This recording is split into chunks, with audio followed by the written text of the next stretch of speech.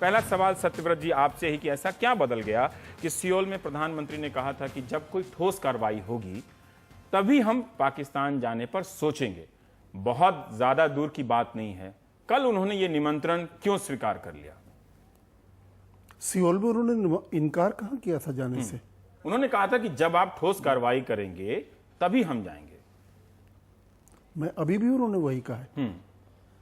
अगर आप गौर से उस भाषा को देखें जो उन्होंने कही है कल, ठीक, mutually convenient time, mutually convenient time के अंदर, इस फ्रेज के अंदर वो सब कुछ कह दिया उन्होंने जो हम चाहते हैं और जो हम सोचते हैं। म्यूचुअली कन्वीनियंट टाइम क्या होगा ये तय करने का हमें हक होगा। टाइम या इशू, वक्त या मुद्दा? टाइम से मतलब मेरा है वो वक्त, वो मौका जब हम म्यूचुअली कन्वीनियंट समझते हैं। ठीक है।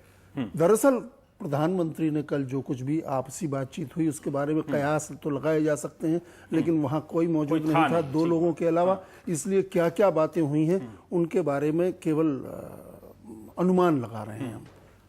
बहरहाल इतना बात तय है कि जो दोनों ने आमने सामने होकर के कहा वो ये कहा कि जब हम दोनों सहमत होंगे यात्रा के ऊपर तब हम पाकिस्तान यात्रा करेंगे। सहमत कब होंगे? हमने कोर्ट में, पाकिस्तान के कोर्ट में बॉल डाल दी और अब ये उनकी जिम्मेदारी होगी कि वो ऐसा उपयुक्त माहौल तैयार करे जिसमें हम इस भरोसे के साथ वहां जा सके और वहां बैठ कर के बात कर सके। वो माहौल तैयार करना अब पाकिस्तान के राष्ट्रपति और वहां की सरकार की जिम्मेदारी है। पर माहौल का मतलब आप साफ साफ ये भी समझ रहे हैं, जिस तरह से प्रधानमंत्री स्पष्टता से कह रहे हैं कि आतंकवाद के मसले पर जो कार्रवाई करेंगे उसी से यहां की जनता परखेगी। तो आप ये देखना चाहेंगे कि मुंबई हमले के आरोपियों पर क्या हो रहा है, आप ये देखना चाहेंगे कि हाफिज सईद के मसले पर क्या हो रहा है, क्योंकि पाकिस्तान की जो राजनीतिक संस्थाएं हैं तमाम, उनकी एक निरंतर लाइन है और संसद में भी उन्होंने कहा कि वो आंतरिक मामला है, कोई सबूत नहीं है और मामला अदालत में चल रहा है। जब ये लीगल प्रोसेस में है तब क्या हम उम्मीद कर सकते हैं कि पाकिस्तान बहुत जल्दी कुछ कर देगा? रवीश, हमारी याददाश्त कभी कभी बहुत छोटी हो जाती है। नहीं, याद भी बड़ी मामला सिर्फ बंबई तक ही सीमित नहीं है।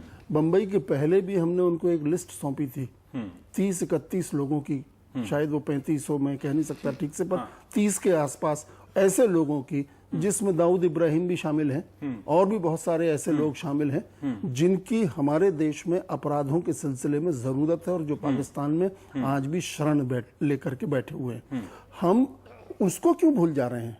तो क्या सिर्फ एक मिनट, क्या सिर्फ सईद के आ जाने भर से हम उन 30-31 लोगों को भूल जाएंगे? अगर सईद ना आए, दाऊद आ जाए तो? हमारे दाऊद अकेले, अगर सईद ना आए, मैं आपकी जुबान में अपने शब्द नहीं डाल रहा हूं, मैं वही बात, सईद ना आए, आपने इशारा किया, अगर सईद ना आए, दाऊद आ जाए। मैं अभी भी कह रहा हूं न दाऊद न सईद, सिर्फ एक व्यक्ति या दो व्यक्तियों के नाम पर कोई संतोष हिंदुस्तान में नहीं होगा। वो तमाम लोग जो हमारे देश में आतंकवादी अपराधों के लिए चाहे जाते हैं उनके खिलाफ क्या कार्रवाई पाकिस्तान कर रहा है और वो क्या हमारे लिए संतोषजनक है, हम इस बात का फैसला करना चाहेंगे इससे पहले कि हम वो यात्रा तो इस फैसले में एक तरह से आप ये भी तो ध्यान में रखेंगे कि राजनीतिक सहमति किस तरह से बनती है जब आप इतना बड़ा दांव और इतनी व्यवहारिकता को जगह दे रहे हैं। प्रकाश जी, हम ये जानना चाहते हैं कि क्या मनमोहन सिंह को, देखिए कारगिल भी हुआ, तमाम तरह की परिस्थितियां आई, संसद का हमला भी है, उस मामले में भी इंसाफ का सवाल, पाकिस्तान की भूमिका, और पाकिस्तान को तो सजा नहीं मिली है उस मामले में भी, लेकिन फिर भी हम बातचीत करते हैं।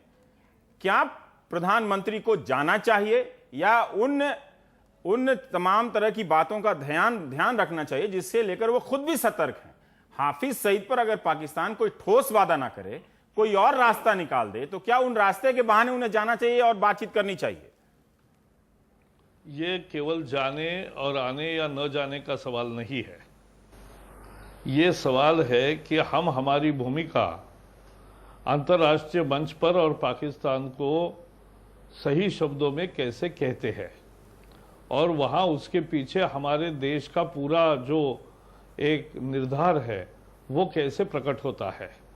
और बात समझने की है कि अंतर्राष्ट्रीय ताकतें लगातार दोनों देशों पर दबाव लाती है कि आप संबंध सुधारो, ये करो, लेकिन केवल मौखिक रूप से और केवल आने जाने से वो मसला सिलसिला नहीं समाप्त होता।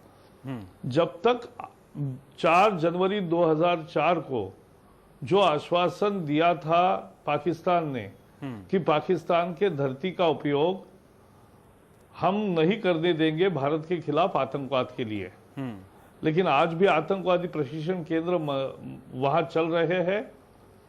केवल 26/11 का हमला नहीं, उसके बाद इस साल सबसे ज्यादा घुसपैठी हुई है, सरकार के आंकड़े ही बता रहे हैं।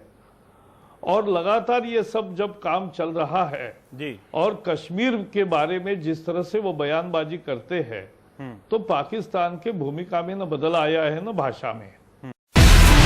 Do you have the NDTV Profit app? All the markets, all the news in your own homemade, ready-made portfolio available there for you. We will right now answer what you should sell, what you should buy when markets are down. Download at ndtvprofit.com/apps. Get the best app from the channel you trust.